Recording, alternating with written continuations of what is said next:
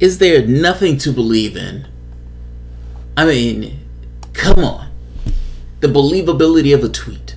Shouldn't the tweet have the courage of the conviction of the person who's typing out those 140 or 280 characters, how much ever characters they allow now? I gave Donald Trump somewhat applause on this. And not just me, there were a lot of lefties who gave him tepid applause on this. Acknowledging that, yes, in fact, it's a tweet, but this is a tweet that Donald Trump has said on multiple occasions. We're taking the troops out of Syria. And not just we're taking the troops out of Syria. You upped the ante and said, fucking we're taking them out of Iraq too. I mean, of Afghanistan also. Now, this definitely got support, and even people backed him up on this, making the argument that this policy is right. We've been there for 17 years. It is time for us to leave the Middle East to its own affairs. We have not been a good steward of the Middle East. It is time to go. I gave them tepid applause with a caveat that the rest of applause will be when it actually takes place. I didn't say this with the naivety that the United States wouldn't still continue to do airstrikes. I didn't say this with the naivety that we still wouldn't be working through proxy forces in the region. But even if it's somewhat of a symbolic gesture that we're pulling our troops out, yes, I wanted them to pull our troops out. It is time. No, I don't want them to replace it with Blackwater, some kind of private military. And like I said, the airstrikes and everything else are counterproductive to anything coming about from the standpoint of some kind of stable society.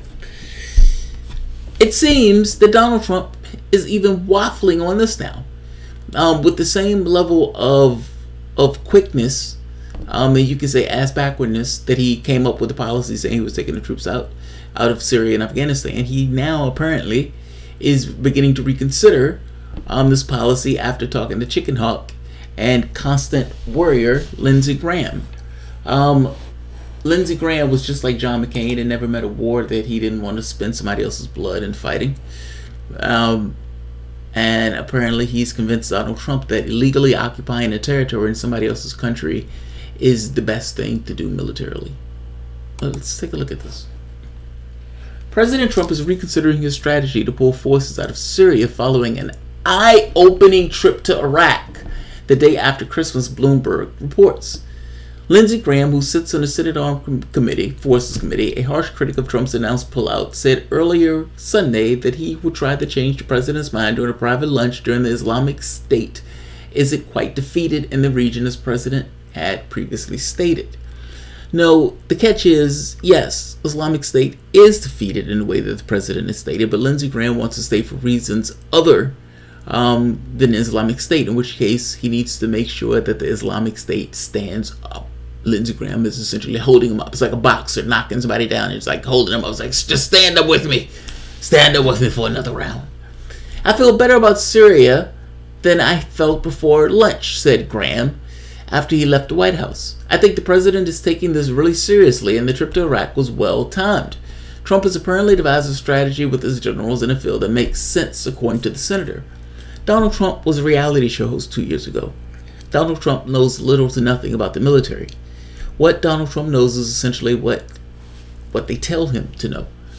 It seems that Donald Trump wanted to pull his troops out of Syria, and he's wanted to do it for a while, so that just seems to be somewhat of a natural instinct or something that's in him, whether it's a campaign promise or not, whatever that is.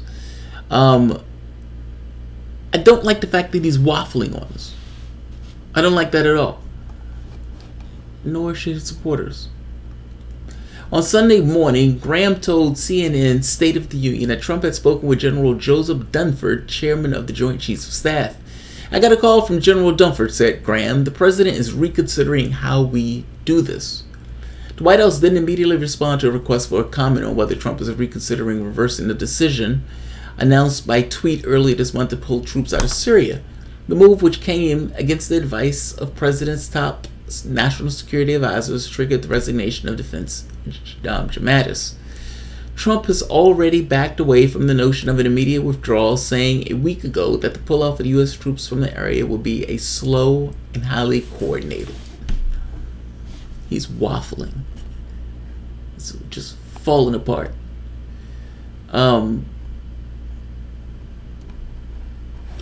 Just like that. Just like that. That's why my applause was tepid. Like I said, he would get the other applause when he does it, and it seems that he's not going to do it, or reconsidering doing it. They made the quote of saying, Syria pull out on thin ice after lunch with Lindsey Graham. See what happens. Followed the story, so wanted to do the story. Alright guys, if you enjoyed the content, please feel free to share, like, subscribe. You can always support through Patreon. He got credit for this, man. I can't get into the head of his supporters, but it comes across as his supporters are somewhat less interventionist than the other members of the Republican Party. Based on Alex Jones' reaction last time Donald Trump attacked the Syrians, I'm curious to know whether or not they are on board for the withdrawal, and how they're going to take the fact that he's waffling on this particular point. So I'll leave it here. Thanks all.